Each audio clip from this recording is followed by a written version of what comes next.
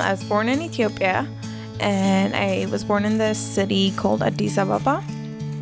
When I was 12, we had an American woman who came to live with us. We'd watch movies on her computer and eat Reese's Pieces. We'd bake chocolate chip cookies together. I don't know, those are super American to me. There's always that part of me that knows that I need to learn more, and I will keep learning more. Yeah, I don't know when you actually become a chef, but title-wise, I have it. The idea of the empty plate is my take on classic recipes. For example, you take the caramel, and the way I make it is more an updated take. Maybe I'll throw in some cardamom in there, or maybe I'll throw some orange zest. Things that you don't expect taste good together, but I make them taste good. There's times that where I will hold my breath. I want to get some detail correctly, so I'll suck in air and breathe and then come back. There's just something about that makes me happy. When you style food, you can have an amazing recipe, but if the picture is not good, no one is really going to care about the recipe. There's no room for error, and I like that perfection about it.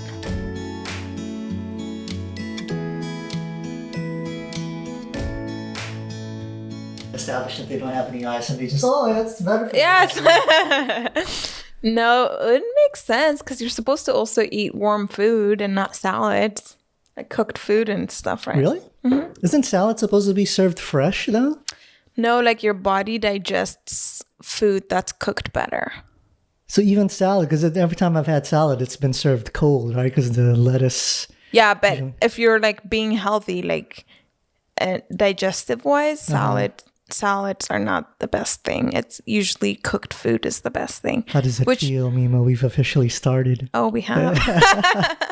Shouldn't have told me. I know now you're gonna collab up on that segment. Let me just not be awkward. You're saying about salad and lettuce.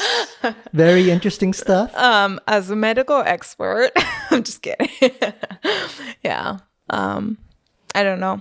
That's what I've been told. I've been told to eat a lot of cooked food, but not salads. Huh, that's interesting. You should look it up. I know. Is that something you learned like in your culinary education, or are we talking just I did study nutrition. If you eat salad uncooked. No. I studied nutrition for a little bit, and I remember talking about food and something about breaking it down. I think it's easier for your body to break down something that's cooked rather than like salads. So you study nutritional. Your story is actually really interesting because I did read your article on Sonoma magazine. But I already knew like you were from Ethiopia. Yeah. And you somehow ended up here in Sonoma County. Yeah. I mean, for those of us who don't know, which is probably anyone who's watching this, well, you have your fans. So your fans, they already know. But for the few of the fans that I have, okay. Why don't you just tell us your story real quick? You're born in Ethiopia and go from there. Yeah. I was born in Ethiopia, and I was born in the city called Addis Ababa. And then we moved to Naqamt, which is the Oromo region. And there I lived with my grandmother, and she was a farmer and a businesswoman. She grew a lot of vegetables. We picked beets and carrots from the backyard and cooked them. We had cows. We had coffee trees that we would pick for coffee. Wow, you're really going into the details. Like I'm seeing it in my mind how your life was day to day. Yeah. Sounds fantastic, honestly. Yeah, it was, it's a big part of my childhood memory was my time I spent with my grandmother. Yeah, sounds very idyllic, like ideal. Yeah. So would you want a childhood to be, you grow up growing your own food, you have an appreciation for everything, you get your hands dirty. Yeah, my grandmother, at all. She would just pick like a carrot out of the ground and just wipe it and give it to me, and I'd just eat it right there. Really? Yeah. Wow. That's how I grew up. That's really farm to table right there. It's farm to mouth. I didn't realize you could actually just eat carrots like that.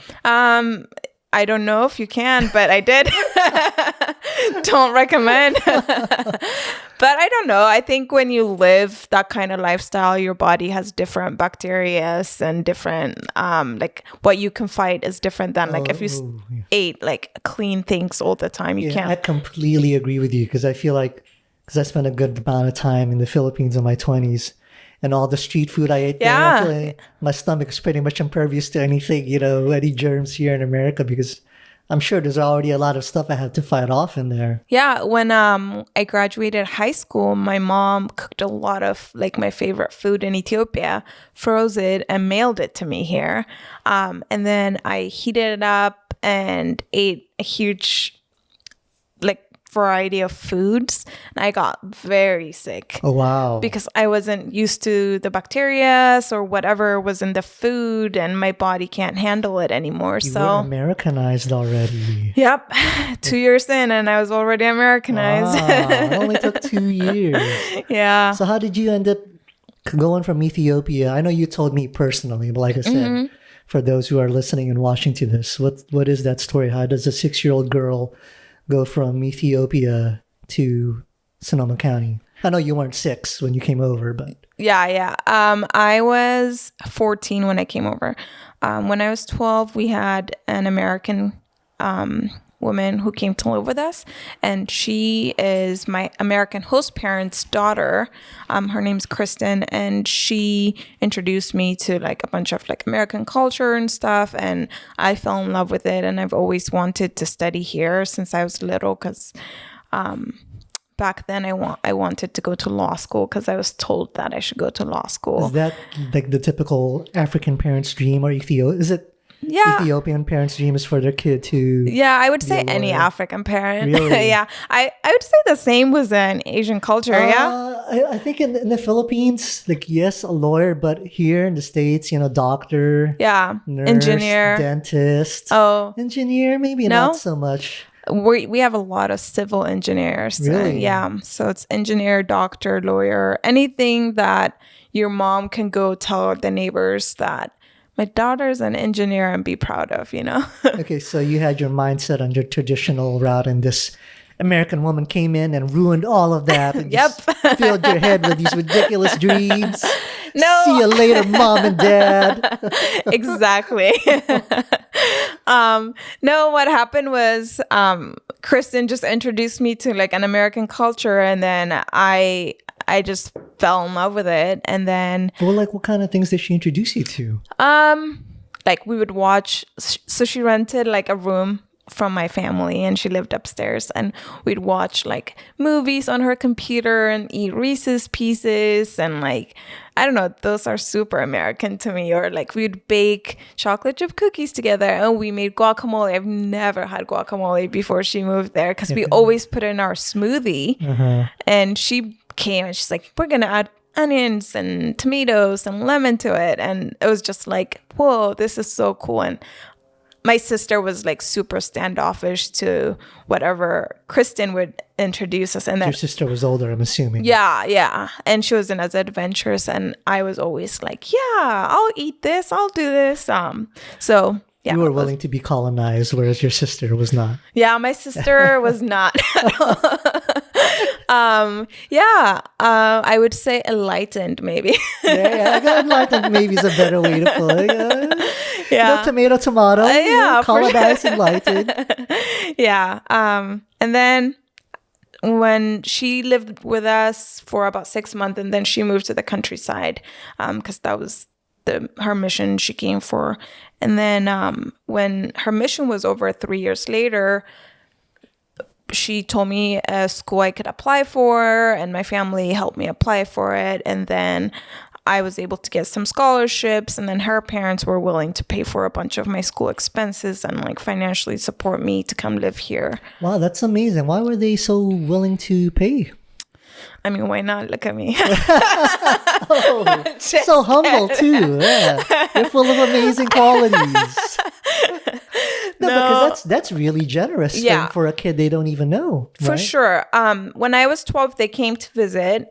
So they knew me. And then they knew that I had a special connection with their daughter.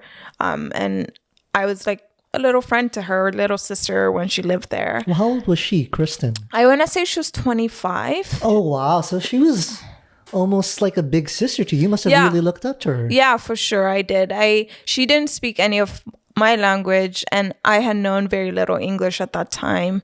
But I wasn't scared to like just speak whatever, like my broken English, as we call it. And she like didn't make me feel bad about it or anything. She just like showed me or taught me how to like speak in grammar. I remember sitting down and her explaining they, them, their, this and that to me.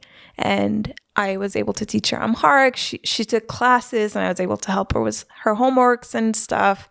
When we went shopping, I was able to negotiate for her because she's American, everyone assumes she's rich and will charge her like 2 or 3 times the price of like what, I don't know, like whatever she's buying should cost. So if I go with her, I know how much it should cost because I grew up going to the market. I'm sure the merchants are really happy you're there. Like, get out of here, no, little they brat. Yeah, they didn't love that. But yeah, so it was a good time. So it was real. I had no, because in your magazine article in Sonoma, out now, if you're interested, they didn't depict the relationship as close as that. Yeah, I think, I met was the person that interviewed me for whatever time, and I told them my story, and then they picked whatever goes. But I really think they did a good job like describing my life story as a whole. They can only fit so many words in, right? They have like for a sure quota or a limit. Okay, you can only have 1,500 words for your article and things like that. Yeah, and only I was so many things can fit in. Yeah, and I was so grateful for the amount of space they gave me. I mean, that was like a total of 5 pages just on me. Yeah, which is you know what? Very surprising. Because I read the online article. I didn't have the magazine.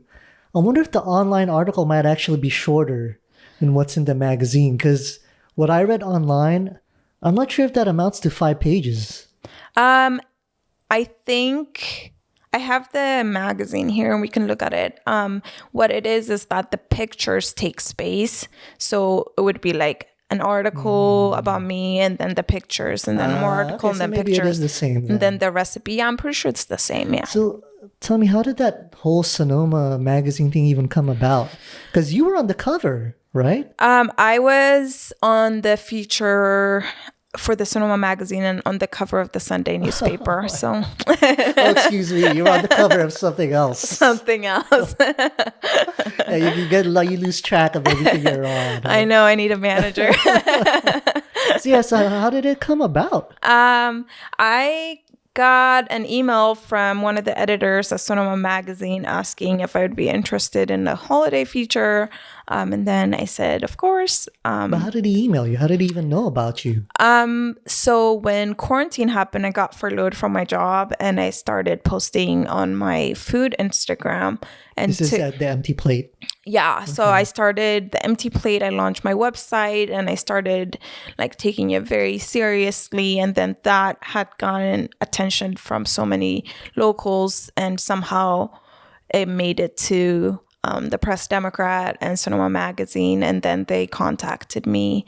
And then I had done an interview with Heather Irwine, who is the food writer for Sonoma County.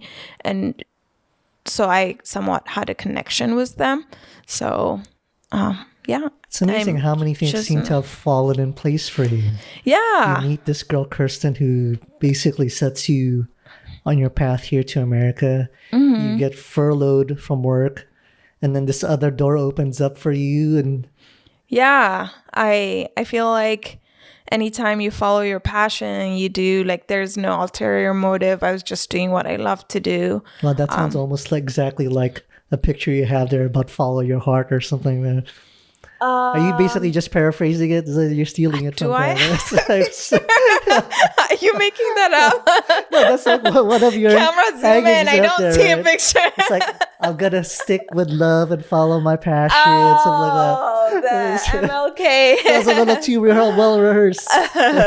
No, I just genuinely, I believe in like doing what you love to do, and like whatever's meant to be will happen. Like I just woke up and I started posting what I bake at home. And like, I remember telling my host mom, I was like, oh man, I just like wish that I could just bake all day and someone would just pay for it. And then my friend started asking me if I would bake them cookies, and then I started doing it. And then I was like, let me see if I post it. And then it started selling out. Anything I post. This is when you got furloughed from work? Yeah, this was March during the pandemic. Oh, really? Yeah. I didn't realize it started that recently. Yeah, it did. Well, I started my account a while ago. It was called Leftovers to Do-Overs. Okay. And that was a conversation between my brother-in-law, Ryan, and I. And he'd always be like, oh, like, we should figure out a way to take a leftover and turn it into like a new dish. And then I started doing it. My heart wasn't into it because I'm more passionate about baking. So I started transitioning from savory into baking. And that's when the empty plate started, was this March. So what's the idea behind the empty plate? Why call it the empty plate? So the empty plate, it's the food is so good that you ate it and the plate is empty. So it's very braggadocious. Basically. Yeah, exactly. Like, oh, this stuff is so good. There's not going to be anything left. That plate's going to be empty. Exactly. Well, I did clean off that. Let me see if I can get the name. Upside down almond apple tart. Yeah. Almost close. With cake, not a tart, but cake with orange zest, some whipped cream on top, and a caramel drizzle. The caramel drizzle, oh my God. That was so good. Like I told you, I've never had caramel made from scratch. And it's so different from caramel that you buy at a store. Yeah. Or even like caramel candy. And it was like, there's no comparison. That from scratch is way better. Yeah. But that could just be how you made it. No, I think... Let's just say it's how you made it. Yeah, for sure. It's how I made it. But in addition, so the idea of the empty plate is like my take on classic recipes. For example, you take a caramel and like what you're used to eating is caramel that you'd buy at the store. But then I'll make it, and the way I make it is more an updated take. Maybe I'll throw in some cardamom in there, or maybe I'll throw some orange zest, and it's just more like a play on flavors and like savory and sweet and like tart flavors and just things that you don't expect taste good together, but I make them taste good. How does it make you feel when someone like me eats something that you made and I'm too dense to even like absorb all the different things you put into it? To me, it's like, oh, this is so fucking good. That's all I say. I don't say, oh, the orange zest really brings out, the citrus and the contrast with the caramel and the apple. Like, I don't have any of that in me. I just say, oh, this is fucking good. That's the goal. Yeah. Like, I don't want you to be like, oh, this is weird. I taste that weird flavor. Like, the goal is that you like it and you don't even know why you like it. So that's kind of like what they say about good video editing or film editing, right? Uh-huh. If it's really good, you shouldn't notice it at all. That's awesome. If you have anything to say about the editing, then, we didn't do as good a job as we should have done because you noticed it.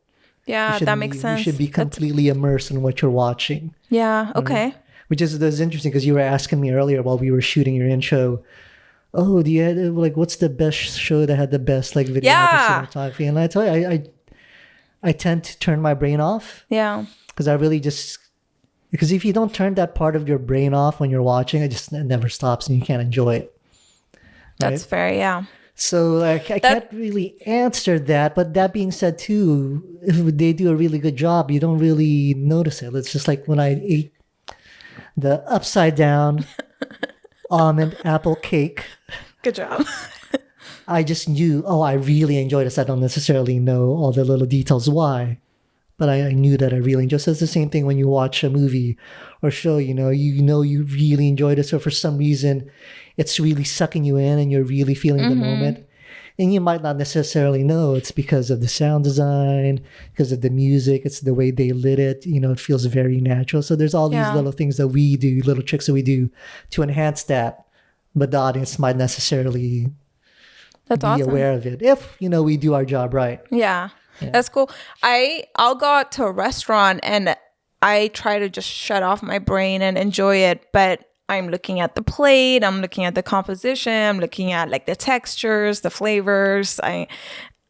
That's why like me asking you how do you watch a movie and not criticize it comes from that. Yeah, I guess it's something that my wife tells me is I'm very good. I guess it's a guy thing. We're very good at compartmentalizing That's awesome. different things. So I just take that section of my brain and just put it over there and put it away while I watch. Okay. So that makes sense. I know that's something guys tend to be better at than girls. I know it's a huge generalization.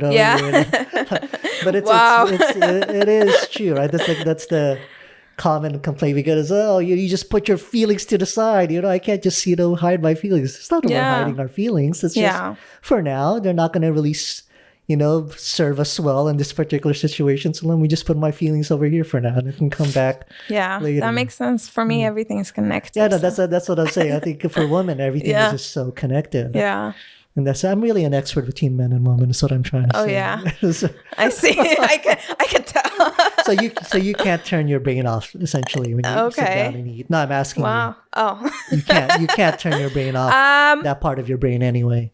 No, I can't. If I'm at the grocery store, I'm thinking like about a menu. I'm thinking about a recipe. When I'm at the restaurants, I'm thinking about. The only time I would say that I'm not criticizing or like is when people make me food at home or like someone cooks for me. I'll just eat whatever they cook for me. I'm not like without any judgment. Yeah, like it's really, I think it's different. Like cooking at home is so different than like professional. So if it's like at a restaurant, they should have their act together. Okay. If someone's at home or like just if I buy it, if I paid for it, I'm more like critical. And then if I'm just like at home, even me when I cook on my home, it's like super plain. Like the egg I made you, like super plain. It wasn't that plain. There were definitely some spices on there I wasn't expecting. A little spicy. Yeah, it had chili oil, but that's it. Like there wasn't like, I don't know. I just keep it simple. So you give people a pass. So that's home cooking. Yeah. I think it's already a lot of pressure to cook for a chef or bake for a chef. Yeah, I'm sure. So there's a pass on that. And yeah, I just love people cooking for me actually. Does it feel weird to call yourself a chef? Yeah, it does. I was always told in culinary school that you're never a chef until people start calling you a chef. Yeah, because that's usually reserved for the head chef, right? Yes, chef. Yes, chef. Yeah, there's like the head chef, and then there's in pastry, the pastry chef, and then there's the sous chef. Yeah. There's more things like the CDC and all that stuff. But at work, I am the pastry chef, so I do have the chef title, and it's very like ooh la la. But then like, I don't know. I think me being an immigrant, like there's the imposter syndrome. There's always like, just like me questioning myself, regardless of how much like validation or publication I got or like from other people. There's always that part of me that like knows that I need to learn more and I will keep learning more. So I don't think ever I'm going to be like, I know everything that you need to know about being a chef, So that's why you feel funny calling yourself chef, is because you feel like there's still a lot to learn. Yeah, for sure. But then I ask myself, I'm like,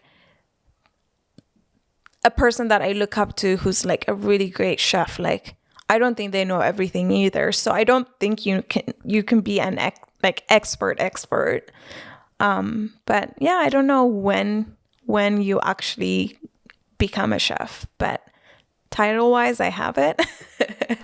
I do call myself a pastry chef. I do think I've earned it, but I'm also willing to step down from that role if there's somebody with more knowledge than me and that needs to be in that position and be there, like cook and learn from them.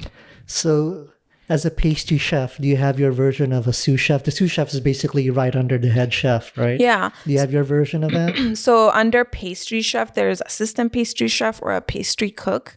I have an assistant pastry cook, and yeah, that person calls you chef. She calls me Mimo. I think the only time supposedly they're supposed to say chef Mimo. It depends on how professional the kitchen is. My work is super laid back, and we refer to each other as chefs sometimes, but I would say we call the executive chef for the most part. I am referred to as the pastry chef whenever that my department is needed for anything. If I like talk to ordering and stuff, I refer to myself as like the pastry chef. If someone drops off stuff for me, they ask for the pastry chef, and like everyone knows to get me. Did they just say pastry chef, or did they say pastry chef Mimo? They say pastry chef. I've had strangers come up to me and be like, "You're the chef. You're the pastry chef. I saw you on blah blah blah." On or Foodie like 52. Yeah. That's Democrat. Or like they'll be like, "You're the baker." Like, yeah, my face was blown up on the newspaper, so that's like pretty crazy So I to don't me. know about the newspaper. Tell me about that one. Was that on your website under press? Yeah, that no, it's not. It was Okay. not. It hasn't made it on my website. Because believe it or not, I did do my research. I read some stuff and went to your website. It is the same story. So it was Sonoma Magazine also owns the Press Democrat, I believe. So it's the same story that was published on the magazine, but then they put it on, I believe, on Sonoma Life, and it was the front page, and it's just like a small, tiny newspaper. But I mean, I didn't even know that was happening, and someone sent me a picture of it, so that was really cool to like wake up to on a Sunday. Know. No, I mean, I gave them permission to publish my story when I signed the Sonoma Magazine stuff, but then I don't know, I was just chilling one Sunday morning, and then I got a picture from one of my friend of my full face on this newspaper, so it's pretty cool. I'll share it later. You really are a little bit of a celebrity over here. I'm a local treasure. Yeah, that's so amazing. That is so amazing. Who would have thought? Yeah, it's pretty humbling. But yet you still feel like an imposter a little bit?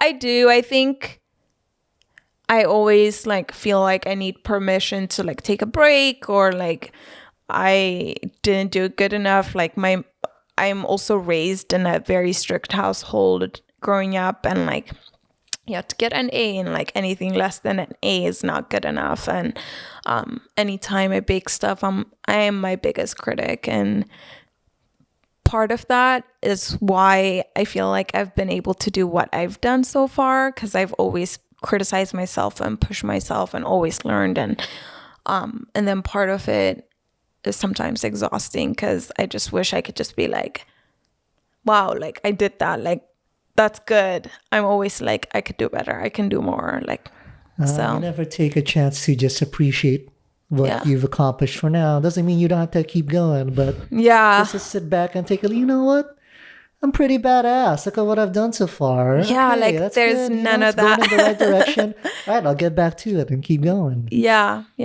There's always like bigger goals to reach, and more recipes to try, more recipes to develop, or just like better pictures to take, or I don't know, there's always just something I'm working towards. So sometimes it's a little bit exhausting. How's your stress levels in general?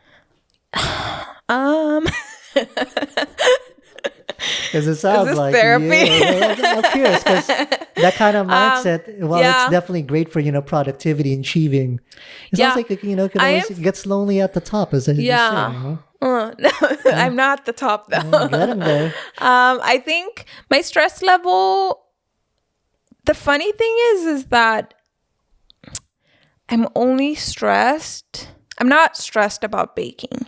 Like I will wake up at 4 a.m. and bake and be happy. Like that's like how I know I'm born to do this.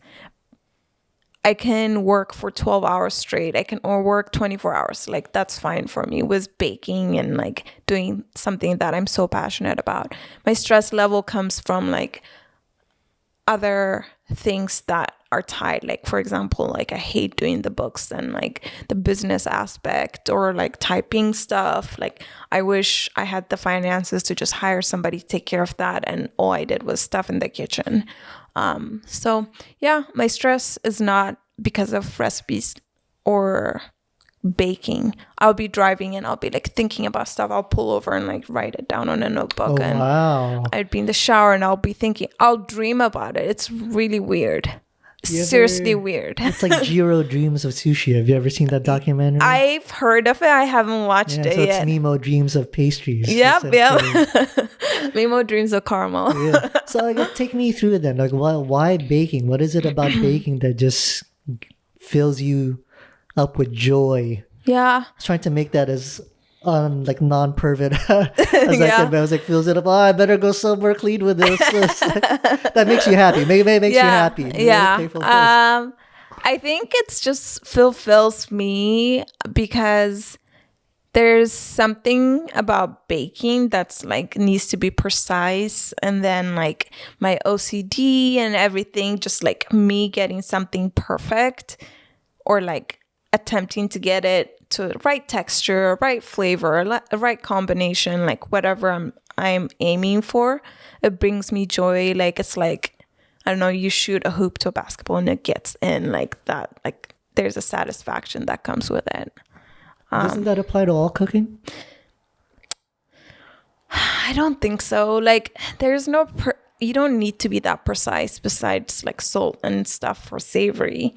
You can just throw something together if you know flavor and it'll come together. But then with baking, you like, if you saw me, I use scales. I'm not even like using like cups and stuff. So there's just like, it's clean cut. Like there's no room for error. And there's different pastries you can bake without measuring. But like, I like that perfection about it. And then like attention to detail and attention to like different things, and it just, there's just something in it that like makes me happy. It almost sounds as if the precision that baking requires, it requires so much of your focus that it's almost therapeutic because you can't even think about anything else. Yeah, 100%. Say it like that. That's exactly that's so it. good. Yeah. Say it like that. Wow. You're really correct? good at this. Exactly. That's what I mean, that like I'm not even stressed out when I bake. I'm just like in a zone. That's why earlier when I was baking, I was like, are you going to talk to me? Because I just wanted to be in my zone. I just want to focus. It's me and my baking supplies. I know. I was here. doing my best to be quiet while we were No, shooting you did your a good intro. job. Because there's sometimes where I do need to talk to you and ask you to do something. Yeah. But for the most part, I was trying to be respectful of, because that's your zone right there. That's for sure. That's your heaven, so to speak. I can't think of a better word for it. And it would be me kind of like invading it by getting in the way of your process and taking you out of the moment, right? It's very different. There's times that where I will hold my breath. Like I would be like decorating a cake and I want to get some like detail correctly, so I'd suck in air and then I'll just hold my breath and then I'll like do it and then breathe and then come back. And there's just something about that makes me happy. Like it's weird. Ooh, that soundbite is gonna go in your intro for sure. Yeah. I was hoping to get something like sounding like that. That's why I went into that area with the question. And look at that, you delivered. Yay! That was so good. That's true though. Like I they seriously should take that quote and put it in a frame like that, and it'll be there. Let's do it. Let's hear you were saying that before I interrupted you so rudely. It's okay. I was saying that it's just a zone. Like it's therapeutic. That's the best way to put it. The way you said it. It's my zone, and like I woke up today super early, and I just wanted to like get in the mood, and I start baking, and then. How often do you hear that? I wanted to get in the mood, so I just went in and just started baking. Really get myself like. And then I like was like, oh crap, what time is it? He's coming soon. And then lost track of time. Yeah, like I was just gone. Like I was just in my baking world. And then I was like, oh, wow. He's almost here. Like, I should clean up the kitchen. It's a good thing I showed up a little bit late. See, I was doing it for you. Oh, yeah? for sure. Yeah. Probably, yeah. In your it's zone. not the color people time. Yeah, and I'm really bad at that, the whole Asian time thing. Yeah. You said just colored people in general seem to be bad. Why do you think that is? Why are we so bad at that? I don't know, but they say if there's an African wedding at 1, you should not come until 4. So, because that is something, that I've really tried to improve on over the years. Because I know, like, especially for filmmaking, it's super unprofessional to show up late. Yeah. If anything, if you're not 15 minutes early, you're late. Yeah. But yet somehow I just can't get myself to. I think people don't give themselves enough time. That's actually one of my biggest pet peeve. I'm so thankful that I didn't get that gene from my parents or something, because they're always late. But I'm always either early or on time. Well, you do wake up really early. I do. I do wake up early. Almost like the Mark Wahlberg's schedule. Do you see that when he posted that? Mm-mm. So guess what time he goes to bed? 8. Earlier. 7:15. Yeah, 7 p.m. Wow. And he wakes up at 2 a.m. And he either 2 a.m. or 2:30 a.m. and he prays for an hour. Wow. And he ends up working out like at 3 a.m., 3:30 a.m. So you're only an hour off because you sleep at 8. Yeah. And you wake up 4. Yeah. You have the CEO schedule. Do you know that? Hey, that's what I'm going for. No, but so you don't know about that whole wake up at 4 a.m. like a CEO thing. No, I don't. But I wake up usually at 5:30. But maybe I could push it up. I've always woken up early, even when I was little. My grandmother would make me tea because I drank tea even when I was little. Oh, wow. You're so mature. Well, we drink tea in Ethiopia every day. So it's not you had your pinky raised as a little kid as you drink your tea. No joke. It would be like a thermos full of tea and then my little cup.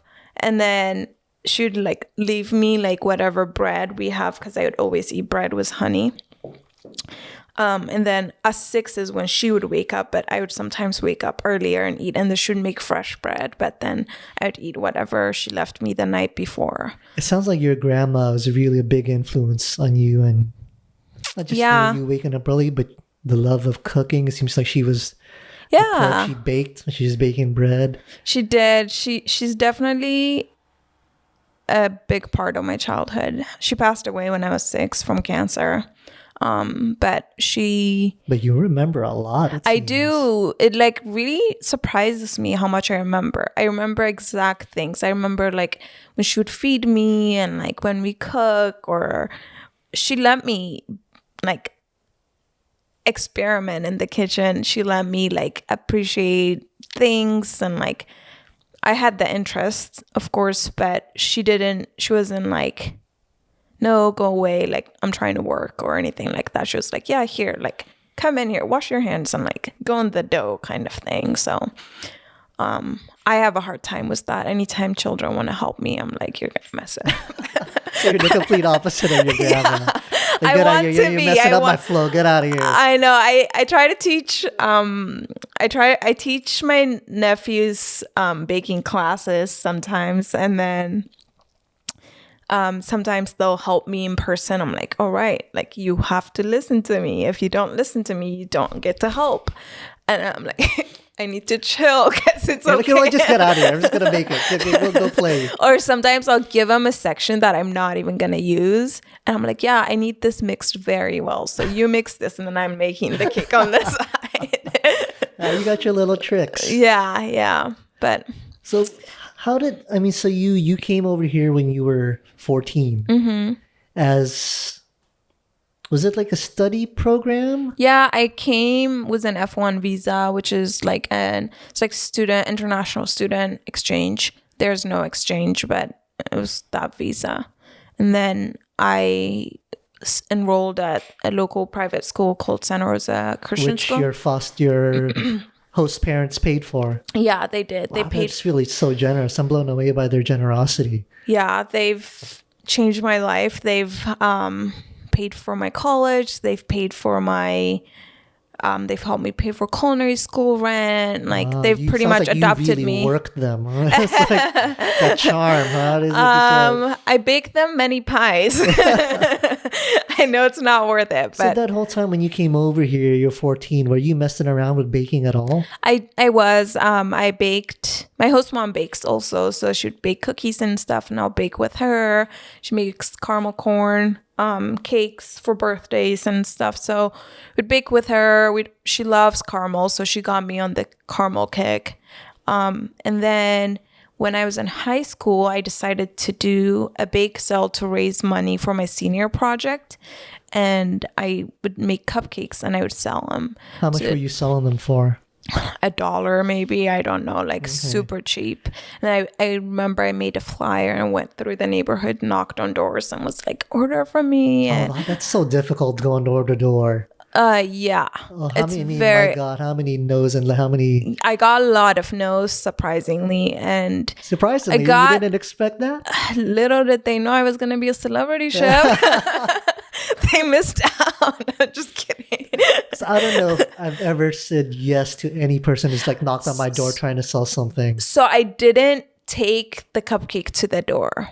I took the flyer to the door and I said, call me if you need a cupcake or cake. And I remember like one of my neighbor ordered and I made a cake and I burned it and I still gave it to them. And I feel so bad and I feel like I owe him a cake now. And you didn't just make another one. No, I just gave it to them.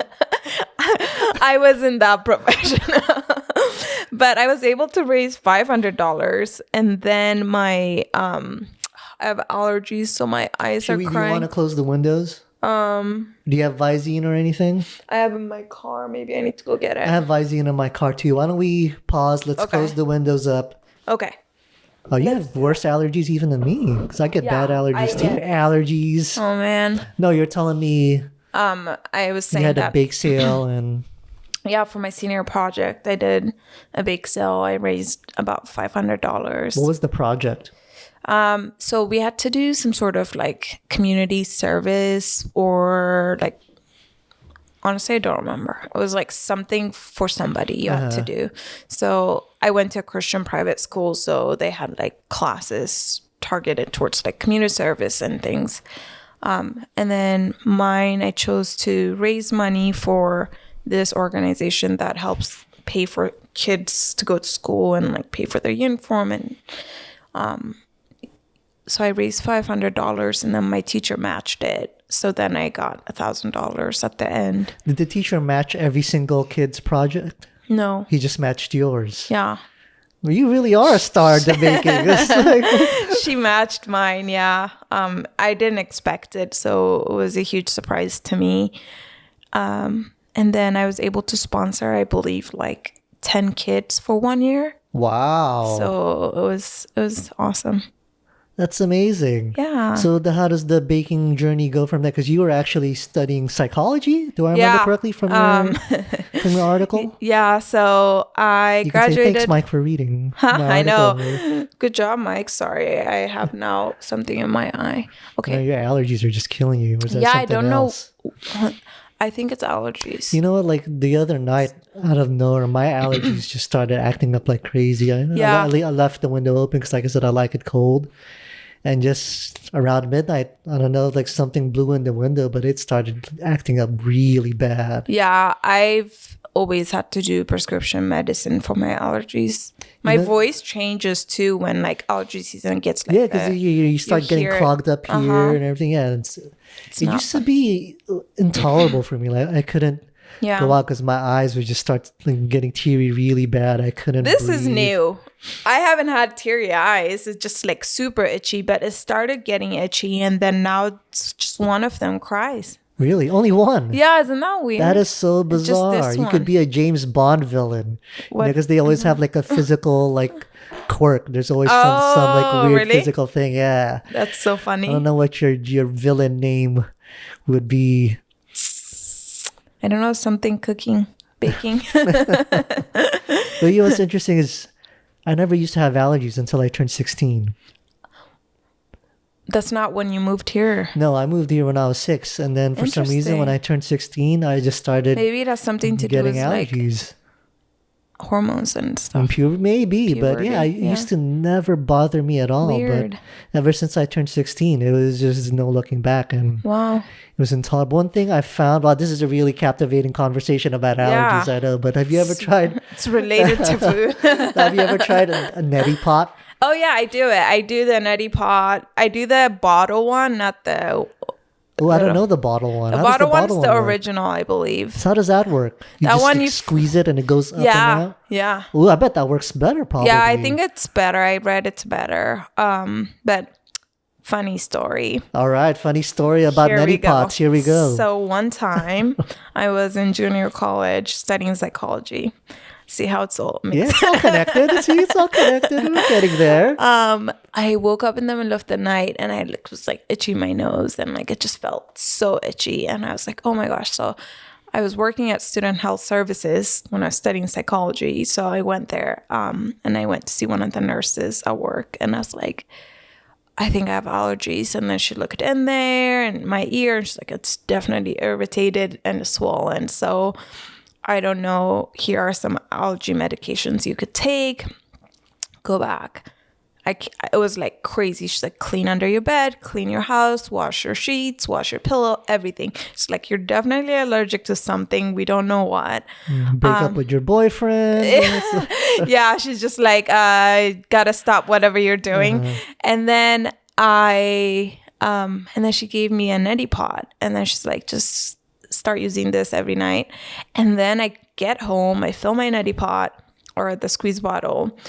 And then I squeeze in there and a mosquito came out. No way. Yeah, I did not see that coming at all. What a twist. So a mosquito was stuck in there that whole time. And then that's why it was like irritated because it was so itchy. How did she not see that mosquito when she looked in there? Apparently it was deep in there.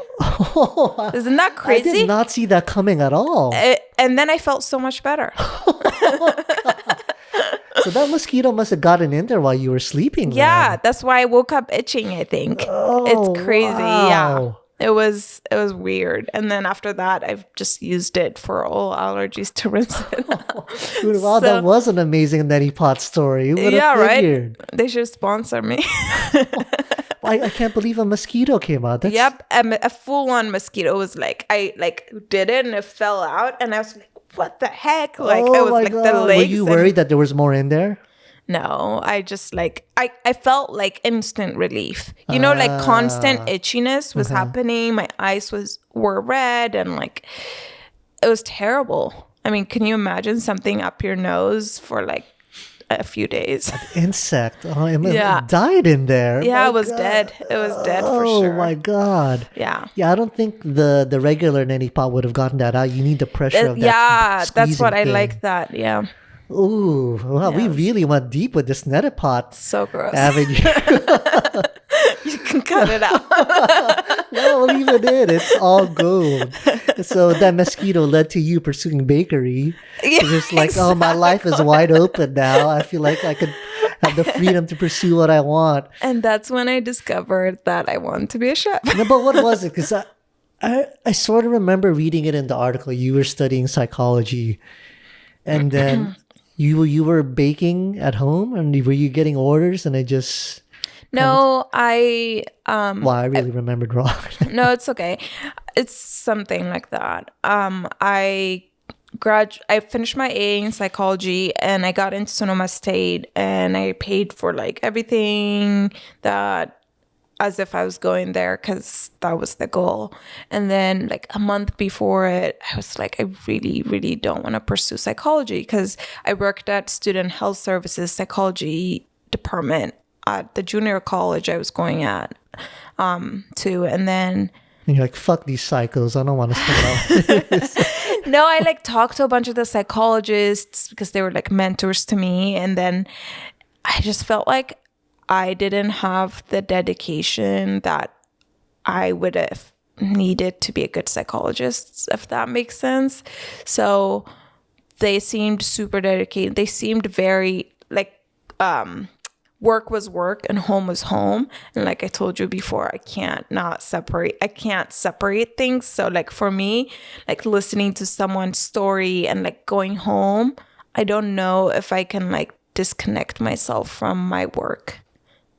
So I just was like, this is not a life for me. I was like, I really want to pursue. So I used to bake for the office parties and like for students for fun and stuff. Like I made birthday cakes, bachelor party cakes, like a bunch of things. And then I was like, you know what? I think I really should go to school, to culinary school. And like the junior college had a really good culinary school, and I've never been there, but I've heard about it. So I told my host parents, and then they were like, you know what? Follow your dreams. And then I didn't have the balls to tell my parents in Ethiopia, my aunt and uncle. Huge, I mean, 1 month before going to four-year university, which I'm sure is like your parents' dream. Yeah. For you to go to an American university. And yeah, for sure. And like at this point, I've already like decided I was doing psychology, which was disappointing to them because that's social work, you know? Another letdown. Yeah, and then like I'm slowly letting you're not even going to study that. So I signed up, I started, and for Christmas, my host parents bought me like a chef's coat and like my first set of knives. And it was just like very, like they were like all about it, very encouraging. And then I started culinary school and the rest is history. So and then I like told my mom, my aunt in Ethiopia, and she was like, I knew this day was coming. You already moved away to America. African instincts have already told her, I think. Is there any, like, when was the last time you went back home to Ethiopia? I haven't been back since I moved here. Wow. Yeah. So that was 14 years. I was about to say that was 7 years ago because you're only 21, right? Yeah. Wow. Yeah, it's been a while. Why is that? Did just the thought never occurred to you? You're just so busy and focused. Like next thing you know, you put your head up. Oh, it's been 15 years. My God. Honestly, I did not have the visa to come back if I had left the country until this year. So yeah, that'll do it. I didn't want to risk going home and not. Because then I would have to go through the interview. That's a very common scenario for Filipinos too. Yeah, exactly. Yeah. So I just didn't want to put myself in that situation. Because there's no culinary school in Ethiopia. So it's pretty much like me choosing my career over my family, which is hard. How's the relationship with your family now?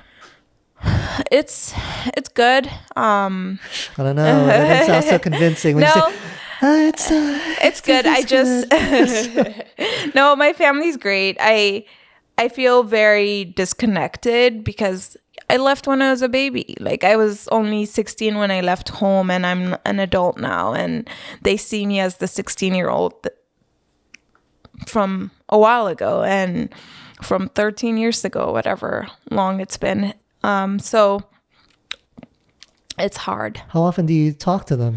I talk to my sister the most. I talk to her like twice a week, once a week. This is the older sister who was older sister. Very skeptical of Kirsten when she was... Is it Kristen or Kirsten? Kristen. Kristen, when she was over there enlightening you. Yeah. Right? No, my sister... The funny thing is, my sister wanted to come to America so much. Like when we were little, she was always like, I'm going to go to America. I'm going to drive a car. I'm going to do this. I'm going to like work in the office. My sister's very... different than me. She's super smart, super like book by the book, like very, very school oriented. And I was like the artist always. I drew, I painted, I did sports, I baked, I cooked. Like I was more of the creative in the family. So I knew I always wanted to do something creative. So but then it ended up that I came to America and then she stayed back home. So it's pretty funny that... That's really ironic if you think about it, right? Because she very much... She had big dreams about coming to America, and she went down the path that she was told to go, which she probably thought was the right way to go. And you went down another path, and yet you're the one who achieved the dream of coming here to the States. Yeah. And now you're living the life that you choose to pursue. Yeah. Well, what is she doing in Ethiopia? She just had a baby. Okay. So she got married last year, had a baby. She graduated from her master's in accounting. So she works for, I believe, this Chinese firm in Ethiopia, doing some accounting stuff. She's happy. Does she ever, like, is there any sort of awkwardness when you guys talk about her big dreams coming to America and you're the one over here? And No. My sister and I are super close. She's super sweet. The only awkwardness is my sister always wants the latest iPhone, the latest whatever. She thinks you're made out of money because you're over And I here. live in America, so I should be or she would be like, "Oh, I love that dress you wore on Instagram. Send it to me." And I'm like, "Leave me alone." But I cannot say no to my sister. Like she's my best friend. Like we have a lot. We've gone through a lot together. So yeah. It sounds very similar to Filipino culture, because for Filipinos, especially if you live in the province is, I would say, what's the equivalent of that here in the States? It's kind of like the boondocks or the less developed areas tend to be poor. Yeah, do you think anyone from America is just made out of money? So when you go there and you visit relatives, your relatives there in the provinces, they're asking you to cheat them out, asking for gifts, or all of a sudden you're meeting a knot that you never even knew existed, saying they need help, financial help of the family. It's like, oh my god, I am not rich. I know it's super hard for me, because I'll talk to my sister or my mom. They're really, actually, I'm pretty lucky. My family understands that I'm still like doing my best and I'm not established here because I'm here by myself, Well, but your appearance on the front page of a newspaper would say otherwise. I keep that on the down low. 200,000 views on Foodie 52. I know. But sometimes my sister would be like, "Oh, I need this, I need that." And there's days that I have to call her out and be like, "You're being selfish. Like, you don't need it if you can't afford to buy it yourself." Or like, she'd be like, "Which phone do you have?" And I'll say like, "Whatever phone I have." And she just thinks that means she should have it also. And I'm like, "No, but I worked for that, so I deserve it." But why can't she just get her own phone? It's super expensive there. Oh, really? Yeah, it's priced up so much. Like cars are like 200% more or something like that. It's insane. Yeah. So that's why when you were mentioning earlier, when she had her big dreams about, I'm going to go to America, I'm going to drive a car, because that is a big dream for people over there. My aunt and uncle have cars, and like a bunch of people drive cars, but I think she thinks that like you come to America and like you can afford to drive the most expensive car and like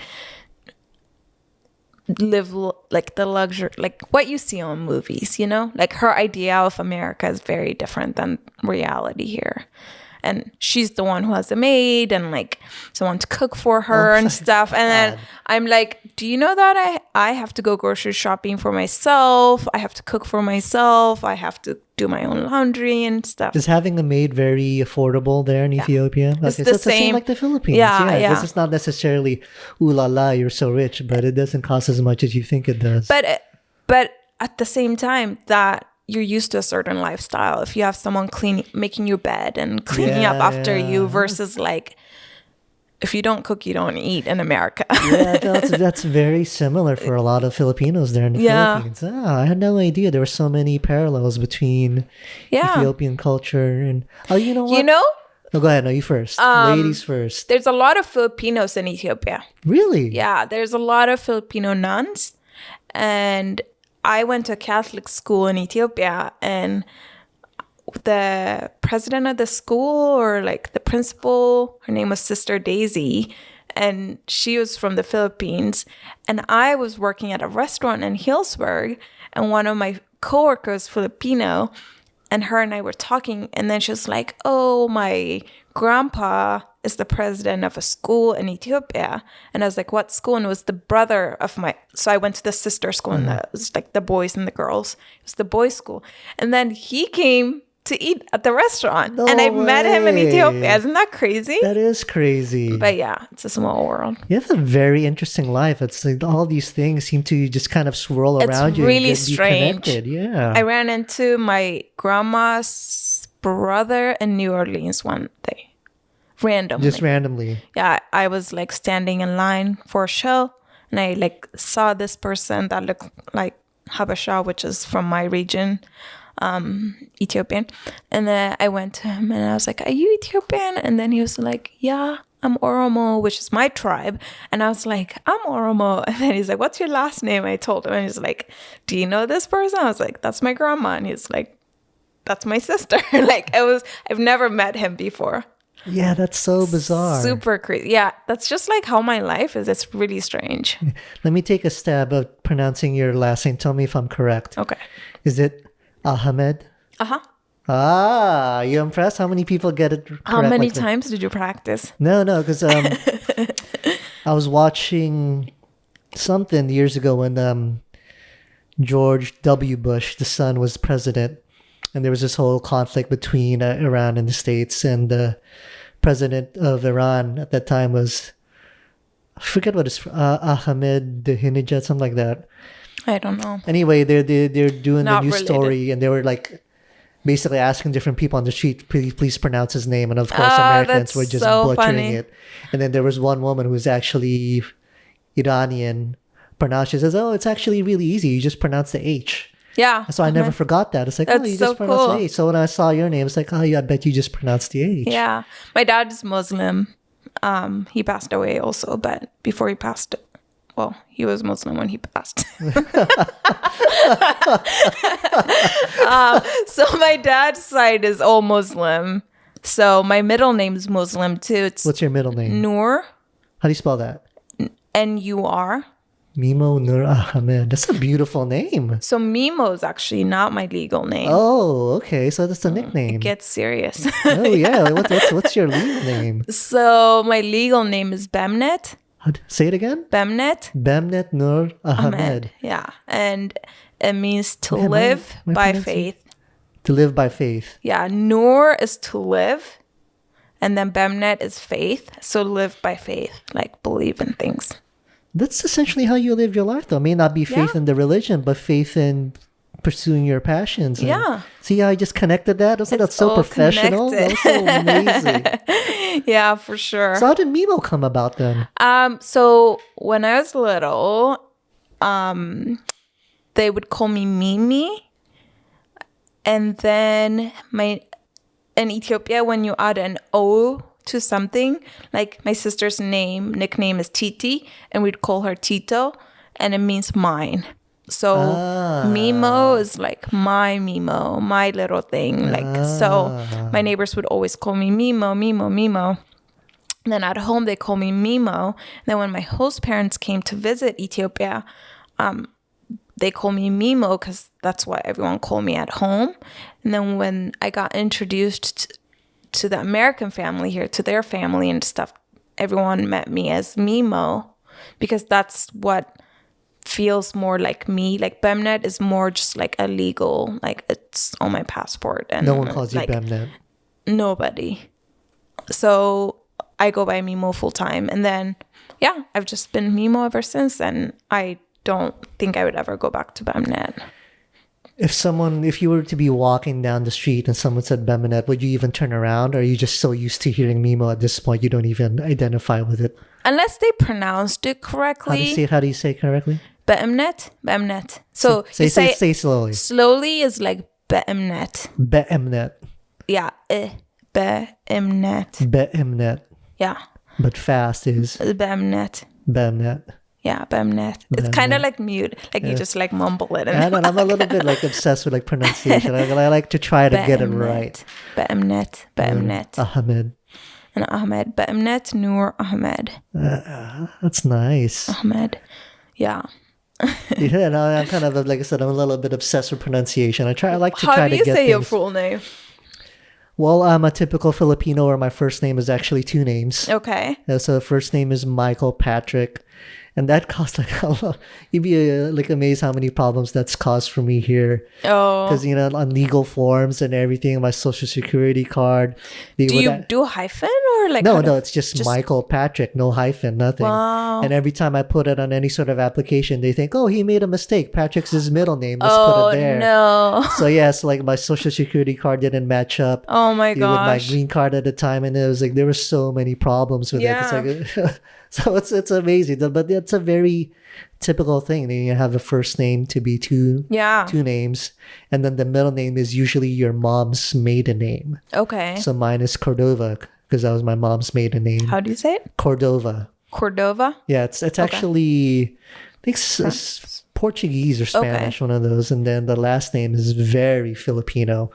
And I'm gonna spell it for you. See if you can pronounce it correctly. Okay, so it's Li, B as in boy, U, N as in Nancy, A-O. Libunao. Libuno? Go try. You don't have to whisper. Just Libuno? I don't know. Go, You give it tell a try. me. Give it a try. Trust me, it's been butchered so much growing up. When I was growing up as a kid, look at her. She's even writing it. That's gonna help her. If you guys can, she's writing it on the table to help her. Libunao. Libuno? Libuno? Close. You're How do you say close. it? So Libunao. Libunao. So it's very phonetic. You just found out what the words there, right? Libunao. Because if you say ao real quick, ao, right? Libunao. Libunao. Yeah. Libunao. That's cool. Yeah. But when I was growing up as a kid in school, I hated the first day of school because they call everyone's names out, and then you have to correct. They're gonna butcher the name for sure. So for me, they call me Bemnet, and then they call me Bennett because Bennett. My name is spelled Bemnet, and they think it's Bennett because Bennett is Nnet. Yeah, and then they think that's my last name also. So they're like, "That's your first name?" I'm like, yeah, but I go by Mimo. So I always have to say something. It's awkward. The first. So you've been going by Mimo for a long time then. Yeah, I always, my whole life pretty much. But you know what? I'll take having to explain that over having to correct the pronunciation of the last name. And then like Mimo's cool. That's easy. That's easy to remember. People also have called me Nemo for a long time. That's like your Instagram handle. You play off of that, right? I know. Finding Nemo. Right? Yeah, some guy in high school, he signed my yearbook. It was nice meeting you, Nemo. And I was like, do you know my name is Mimo? And he's like, oh my gosh. That was 2 years. He thought it was Nemo. Was he actually calling you Nemo, or was he trying to be flirtatious? No, it was genuine. He thought it was Nemo. Yeah. So you were asking me earlier when I told you basically to shut up a lot of times because I wanted to say it for the podcast. I'm just kidding. Because you wanted to compare our immigrant experiences because you came over as a teenager. Yeah. But you were living with your host parents, so you were staying at home. Yeah. You had a very much an American upbringing. Yeah. Whereas me, I did not have host parents. I had my regular parents. Yeah, I'm sorry. I'm just kidding. And so you're asking, well, what was that like? Where you go to school, you're outside, it's American, and you go home, it's Filipino. Yeah. And the truth be told is Filipinos tend to assimilate. Okay. Very well. I guess it's a good thing and it's a bad thing because you blend in really well wherever you're at. Mm-hmm. But the Filipino culture doesn't survive. And it's like a lot of Filipinos whose the parents may be from the Philippines, but they move over here and they have their kids here. They tend not to teach their kids Tagalog. Oh, interesting. So it's very rare that any Filipino kid who was born here and grew up here to actually be able to speak the native language. Is being American or assimilating with an American culture considered more of being wealthier or Oh like yeah, it's a big time status symbol. exactly. I Yeah. think that's why people like tend to just like ignore their culture upbringing. Yeah, so to me, it's kind of a shame. Like when I moved over here when I was 6, my parents never spoke a word of Tagalog to me. Interesting. I don't know how, like, but for some reason, I never lost the retention. I could still always understand it fluently. I don't know why it stayed. Wow. So when I went back to the Philippines when I was 22, I had no problem understanding the language. I couldn't speak it that well. Speaking and understanding are two completely different things. Yeah. It was really horrible. In fact, it's a little bit of a funny story. I was going out on a date with this girl one time, and over there, if you don't drive, I was taking taxis everywhere. And so me and my date get in a taxi, and I tell the taxi driver in Tagalog where to go, because if you take a taxi in the Philippines, as soon as they hear an American accent, you're going to get ripped off. Right. So I tell him at Tagalog where to go, and we get to our destination. It was this like chill lounge kind of clubby thing. And so me and this girl are there kind of chilling and talking. And she says, you know what, Mike? Your Tagalog is just awful. Yeah, I heard you speaking to that taxi driver. Stop. It's like, yeah, she's like, just stop. It's so bad. It's laughable. It's like, Oh man. I was like, but, yeah, but I was like you when I was a kid. I wouldn't stop me from trying. Because that's the only way you get better. And, I was there for 7 years. And by the end of my 7 years, I wouldn't say I was native fluent. I never got back to a 10 out of 10, but I was probably as high as like a 7 or 8 out of 10 speaking. Okay. And then understanding, I could understand it fluently. Yeah. So it wasn't really until I went back to the Philippines that I got more in touch with the Filipino culture. I grew up eating Filipino food. Yeah. Things like that in terms of, typical Asian parents where it's very hands-off. They think kids just raise themselves. Mm-hmm. You pop them out and somehow they'll just turn out good on their own. Just figure it out. Yeah. You're just there to discipline. Yeah, exactly. Like you never really know what the rules are until you break them. And then you're like, oh, I didn't even know that was a rule. The spanking, that's very common. Is it the same thing in Ethiopian culture? Yeah, in Ethiopian culture for sure. And it's different for women and men. Like, or for a boy and a girl, like when you're being raised by your parents, for sure. But I grew up in a super strict household. But what happens was that is I figured out how to break the rules. Oh, too late. You said the law. Oh. I remember, the law of my house. I remember how to I learned really quick how to break the rules and not get caught. So, You're talking about here in America? No, in Ethiopia. So, like, I grew up super strict. I went to an all-girls school. Like, I had a driver picking me up from home, driving me to school, picking me up from school, dropping me off at my door. So, like, it was, like, super strict. I wasn't allowed to go over to anyone's house, go play date with anybody. I wasn't allowed to watch movies. You weren't allowed to watch movies? Mm-mm. What's the thinking behind that? Screen is not good for you. Yeah. Or like they can't monitor what I'm watching. It doesn't mean I didn't watch movies. Of course, yeah. Kids we always find a way. Yeah. So that's why when Kristen showed you movies on her laptop, yeah, exactly. It was like, oh, wow. Exactly. It was like all these things I wasn't allowed to do because my family was really strict. But then I was able to, like, she would take me out to restaurants and she'd take me like to go to like an event, but was at home with my family. It was always like school. Like I was able to go to like debate class or debate club, summer classes, or like I wasn't able to do sports back at home. Like I didn't get to do them until I got here. Is that because sports are for boys? Yeah, I played soccer, but they didn't know.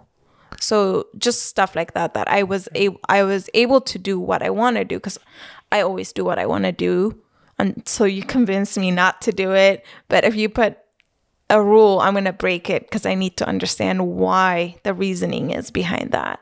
So like I wasn't able to leave the house when I had no school, and I would leave the house and I would just tell the maid to tell my mom, who's my aunt, that I was taking a shower or something, or napping or something like that. She doesn't know that. Now she does. Mom, don't watch this.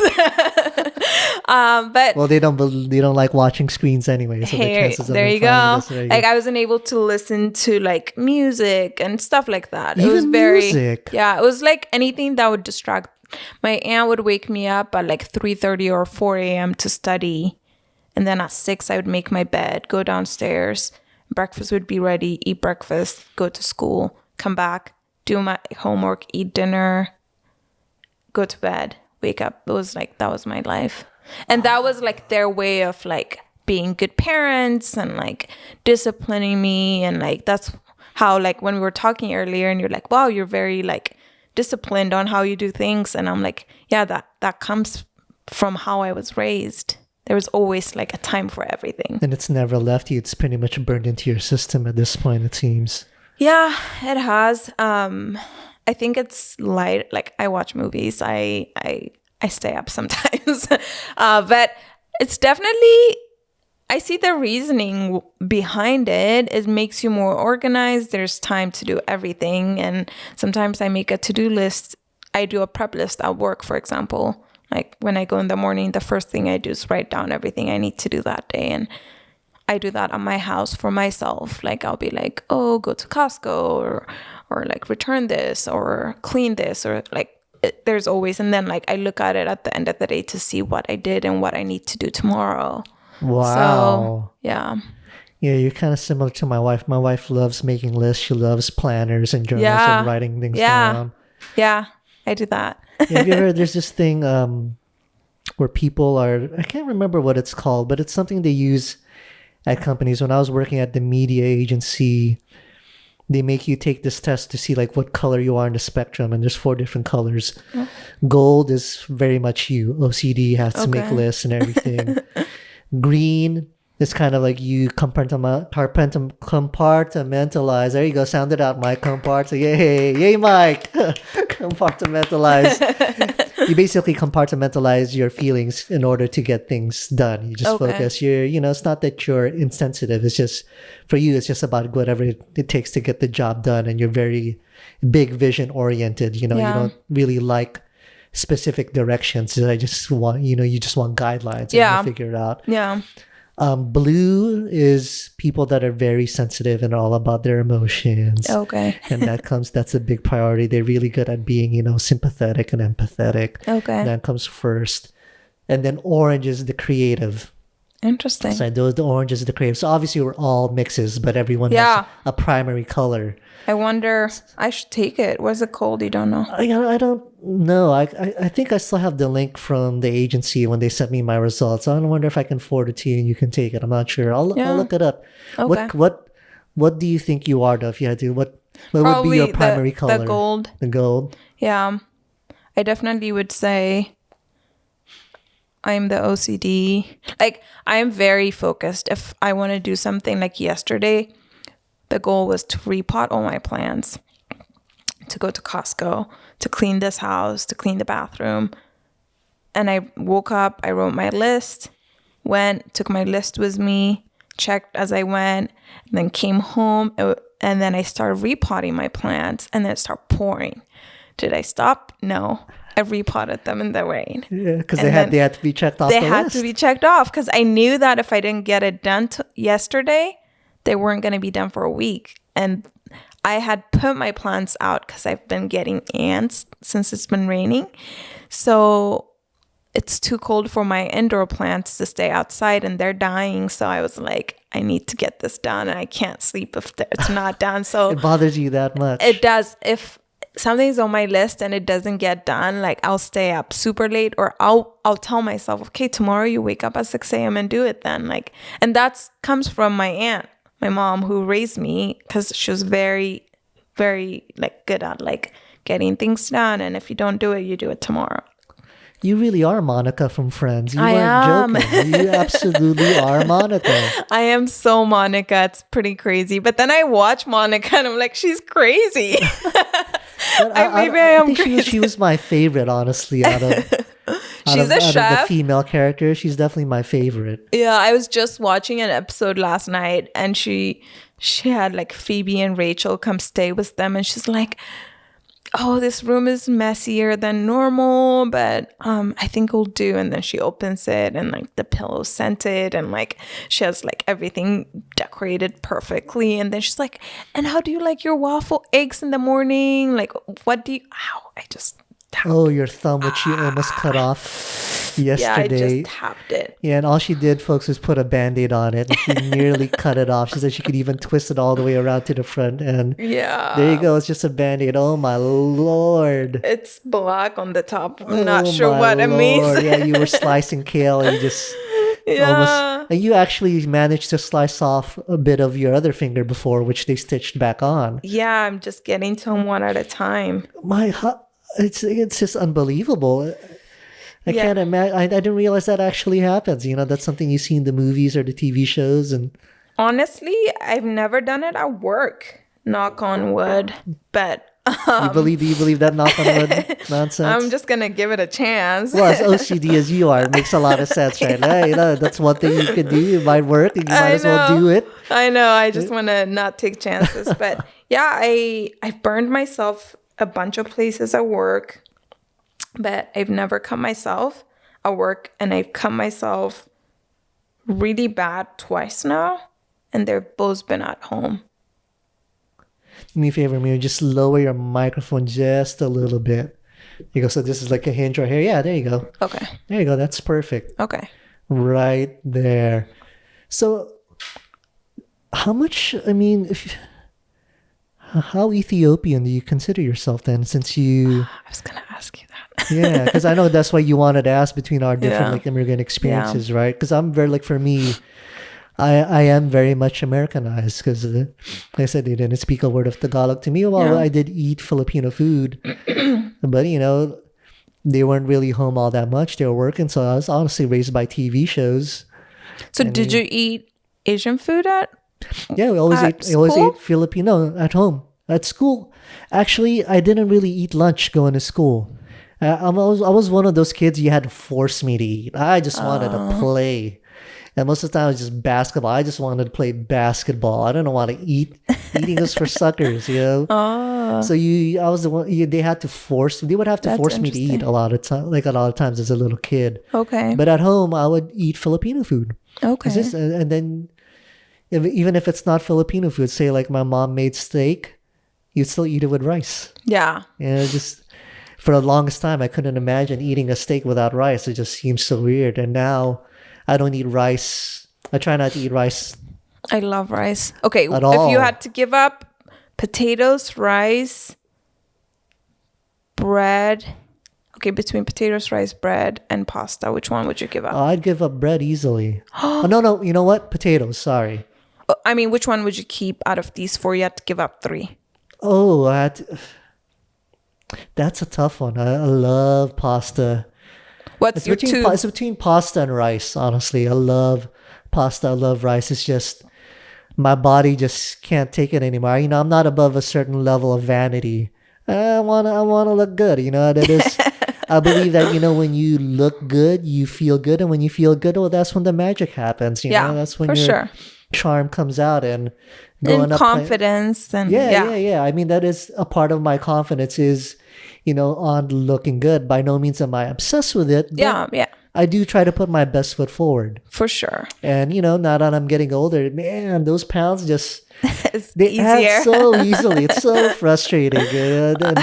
And the muscle just doesn't add on like I used to. I've always had a hard time adding muscle to begin with because I do think I have a low testosterone count for like the average man. Because if you look, I don't really have much of an Adam's apple. I barely have any hair on my body at all. Typical Asian in that way. You know, my features tend to be more feminine. Interesting. In fact, my wife one time, she wasn't my wife at the time, she was my girlfriend. We were both in college.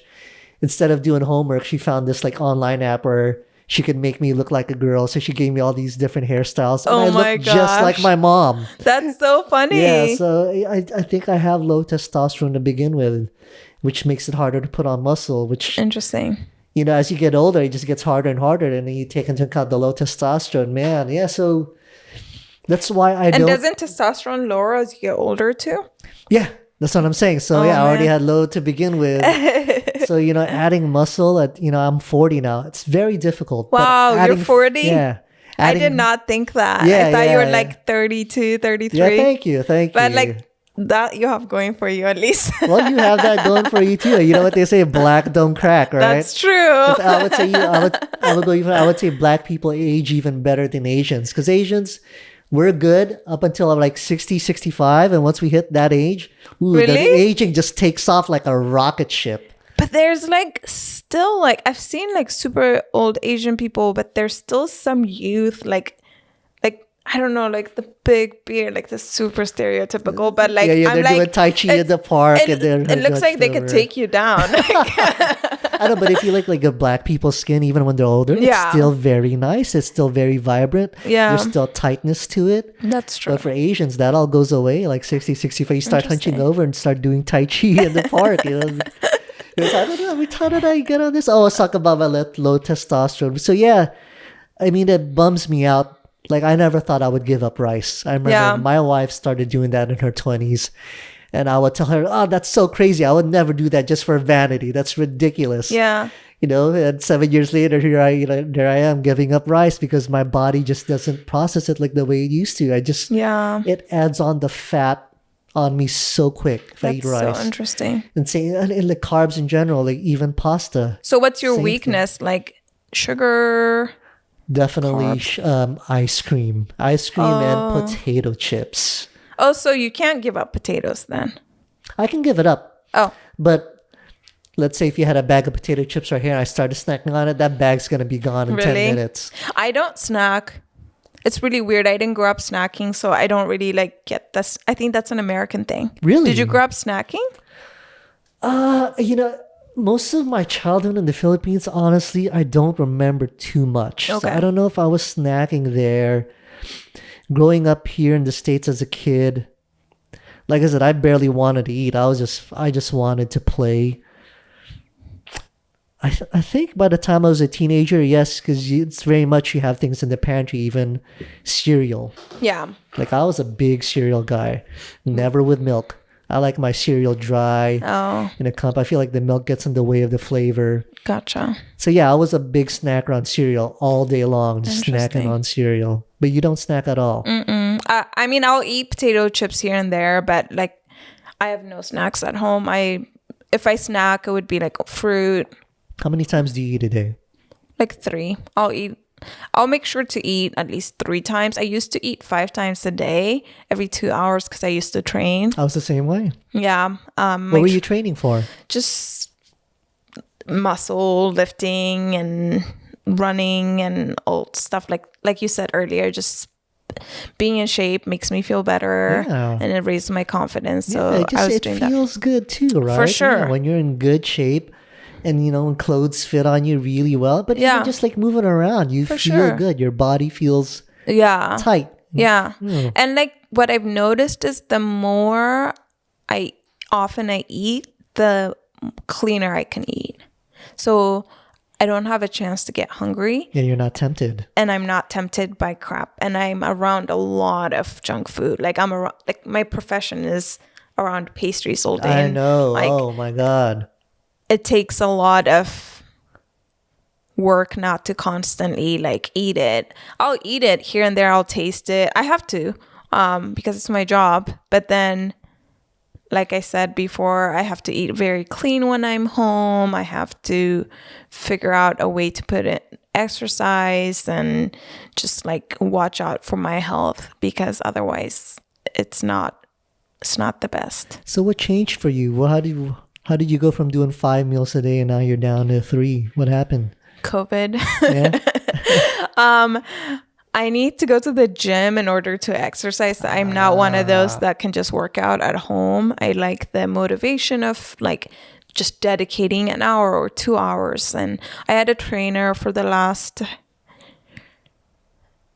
2.5 years or so in Berkeley. And I would train at 6 a.m. before work, and I would run. I would like do like workouts at the gym. I would lift and stuff. And then when I moved to Santa Rosa, I kept it up. I wrote down everything that he used to like have me do. I kept my schedule of workouts and stuff, but then COVID happened in March and my gym closed, and then I started running here, but then like slowly I went out of shape. I mean, I'm sure I can still run and exercise, but it's just, that feeling of like you finish a workout and you're dead versus you finish a workout and you're still energized. Like I'm at the place where you finish a workout and you're dead. So I try running once in a while here and there. But I'm just looking forward to like the gyms opening up and getting back in there. I know I can do it. It's just. Well, since you brought up Berkeley, I want to talk about your time. Because you've been all over the place, actually. How did it happen? How did you go from here in Santa Rosa to Berkeley? What was the transition there? So I was here. I finished culinary school. I decided that I was dating somebody and he moved to Arizona, and then I was like, I need to change this scenery and I'm gonna go. Too many memories. I mean, we were still together. We were doing long distance, but I just felt like I needed to do something for myself. And then I moved to Berkeley, and then we broke up in between that time. And then I started living in Berkeley for about a year or so. And then we got back together at some point, and then we decided to get married. And then we got married. All right. I was hoping to get to this. All righty. Not many people know this story. But so at that point, we moved back to Santa Rosa. He's from here. And then it just didn't work out. And we had to... Can I ask why? I think lack of maturity for both of us. Is probably short. There's like a lot of stuff that happened, but at the end of the day, I was always raised that you date one person, you marry that person, and that's the end. So I didn't date a lot of people prior to that relationship. And then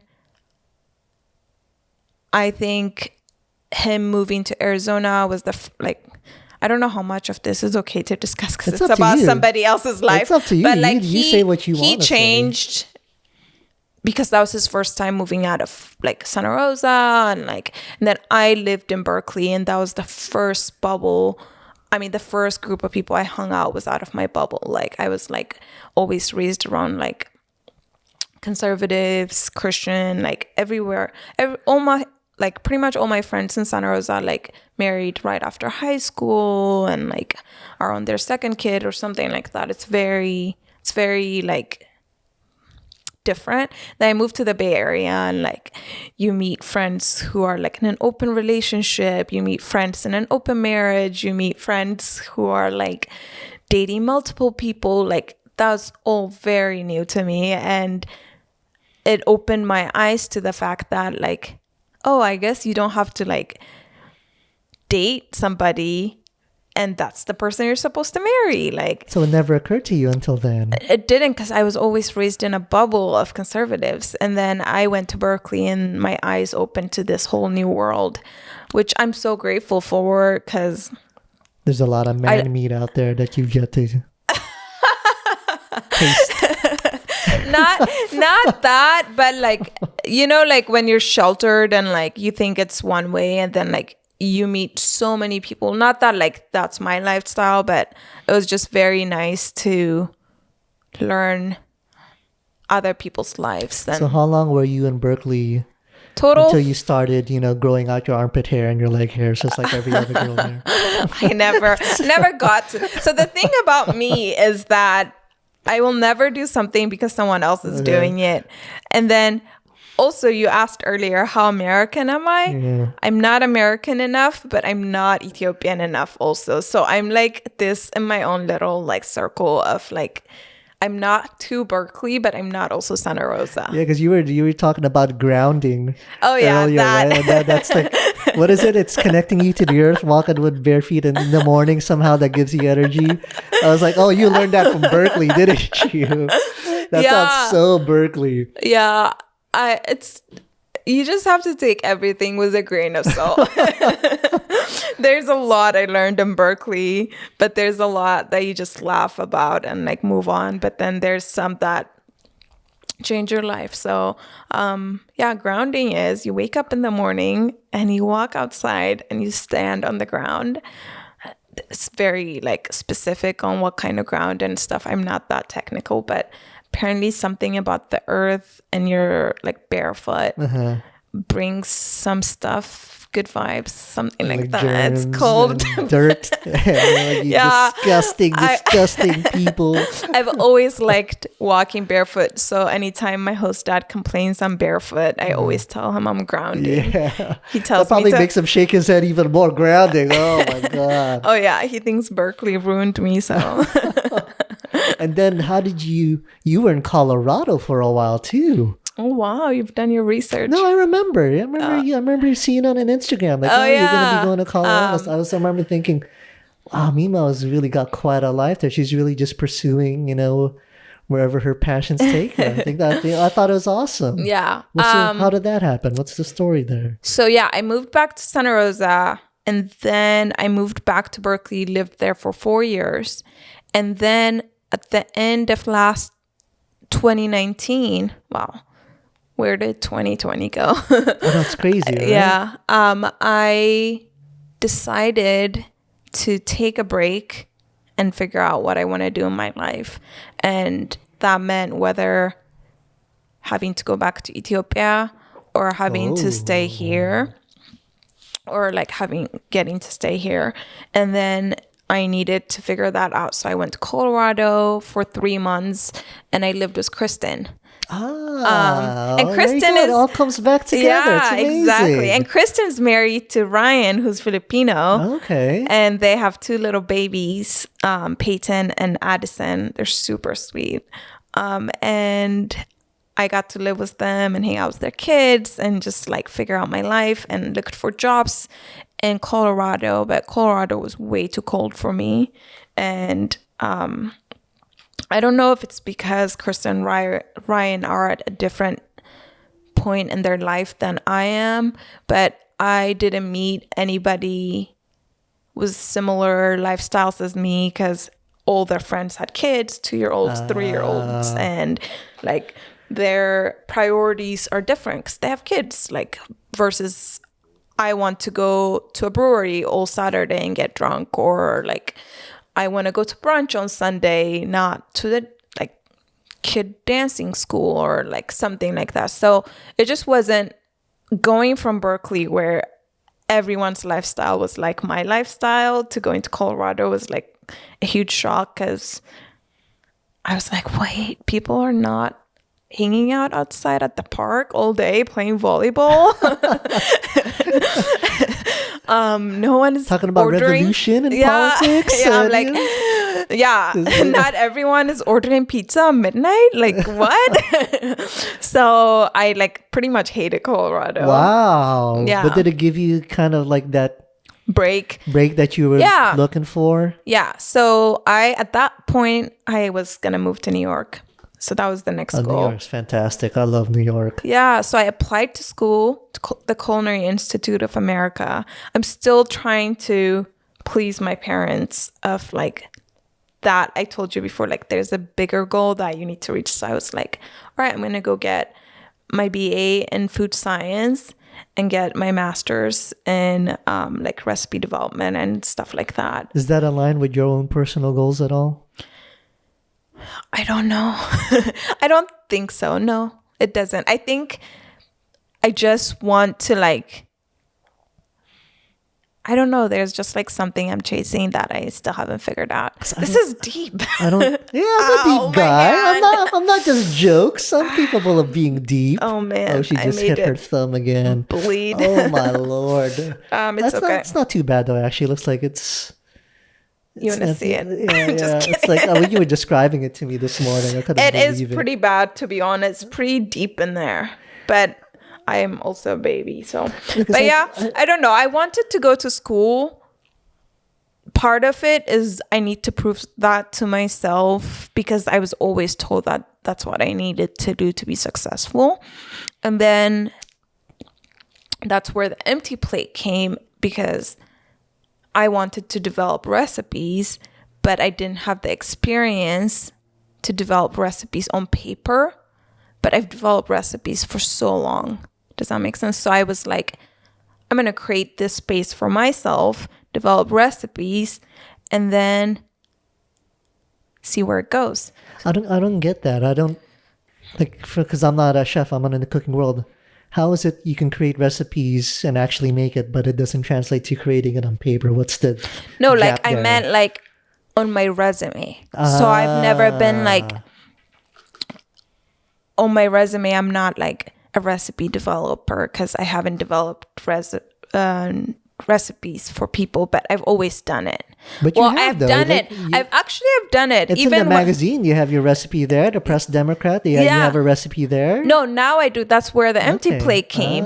So, but I was like, I thought maybe I needed to go to school for it in order to be like, to get the stamp of like validation or like approval. Like, here she has like a master's in recipe development. Here, like, you go. But then I talked to so many chefs that I look up to, and they're like, Mimo, you don't need the extra school. Like, you get it. Like, you have the talent, you have the skills. Like, just keep working on it. And then I moved here and I got a job at the Michelin star as an assistant pastry chef. And then I started working there. And then that's when I got furloughed. And then I was like, you know what?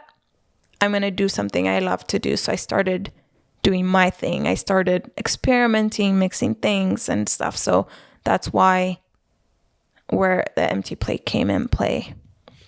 I see. So it sounds like you're really not going to go to New York then and apply anymore. I don't know. See, this is the thing. I think I'm open. Like, I'll go where life takes me. I'll go where my career takes me. And if that's New York, that's New York. If that's Santa Rosa, that is Santa Rosa. But I'm going to do what I love to do, and wherever that is, whether it's America, whether it's some other country, New York, LA, whatever, I'll go there. Okay, so I guess this is a good note to end on. Plus, traffic's going to get pretty bad in a little bit, so I do kind of have to. So I guess let's end on this. And what is, if everything goes your way, what does that look like? What does that look like for the empty plate? What does it look like for you? Wow. If everything goes my way, my goal is I'll either create my own brand of like editorial work, recipe development, food styling, consulting, in that regards, and then I would be able to hire people to take over the jobs that I don't want to do, which are like managing the social media and stuff like that. Yeah, that's all I have for now. That's my goal for the empty plate. I would love to work for big brands of editorial work, magazines. I really, really, really enjoy working on food style, like the artisticness and like. What is it about food styling that really speaks to you? I think you make a lot, like you can cook or bake a lot of things, and the pictures usually don't do it justice. And like when you style it, it just like all your hard work is on paper now. Like, does that make sense? So when you style food, like, okay, let's say a regular person cooks something, takes a picture of it. They don't know the angles, they don't know colors, whatever to add to it to make it pop, versus like a food stylist comes in play. Or like you look at recipe books and like you look at the picture before you decide which recipe to make for the most part, because your eye also gravitate towards like beauty, like you eat with your eyes first, right? So food styling brings that, like all your hard work, like you can have an amazing recipe, but if the picture is not good, no one is really going to care about the recipe. So it almost sounds like food styling brings out everything that particular piece of food has to offer, brings it all out to the forefront. It captures everything there as opposed to just seeing it looks dull, tastes good, but Yeah. it really just makes you salivate. Yeah, exactly. That's like what a good styled what food should do, right? Like it should encourage you to get in the kitchen. Like I sometimes will just sit and look at recipe book pictures. Like and then I'll decide which one to make based on the picture or the So food. when you were styling, I'm not gonna say the name of the cake that you made, it's too long, but when you were styling that cake that we used for your intro, like what was your thought process there? You put the plate there and then what were you thinking? How did you decide to do what you did? When I do that, I wanted different colors. That's why I whipped the cream, and then I wanted some sort of sauce because I like the gooiness that, like, I don't know if I just cut the cake and put it out there. I'm pretty sure it doesn't look as appetizing, but then you see the drizzled caramel and the sea salt flakes, and like your brain goes somewhere. And the freshness of like the zest, and then the 3 little plates that makes your eyes moving, and I don't know, it's just all about like the effect it has in your brain pretty much. And where does your brain go? Mine, I want to eat it. Or it depends. Sometimes I'm like, I want someone to look at this and then say they want to order a cookie from me. Like, or let's say I want someone to, like, I'll share my recipes and like I'll post the picture first, and I want someone to like look at this picture and say, oh, I need to get this recipe because this looks so good. Well, that's exactly what I was saying when you finished styling it. I was like, oh my God, I want to eat this so bad. So it worked. Yay! It worked. Okay, so that's a good note to end on there. I got all the little sound bites I was hoping you would say. Yay! Even that last one. So where can people find you, Mimo, then online? Where should they go? They should go on the emptyplate.blog. Okay. And that's my website. Or on Instagram. I think it's the empty plate. Let me look it up. Oh, I've never. You don't even know. I just forgot. It's because my email's .info. Yeah. Okay, let's do that again.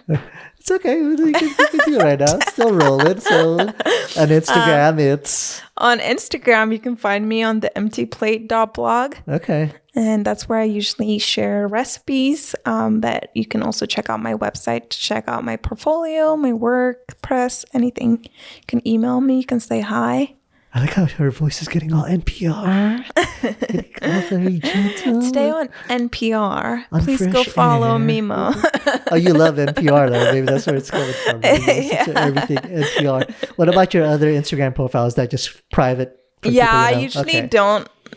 So I have my own. You don't have to mention that then if you don't want to. Instagram where I just share me being silly, and I usually don't like adding people I don't know. So okay, cool. Yeah. Well, Mimo, thank you so much for being willing to do this. Yeah, thank you. I know it took a lot more of your time than I said I would. It's okay. I'm a dirty liar. Let's see. I show up late. I lie. It better be worth it. It's gonna be worth it. It's gonna be worth it. No, it was really fun to do this, and thanks for driving all the way here. Yeah, no worries. Okay, thank you. Yeah, well, air high five. All right.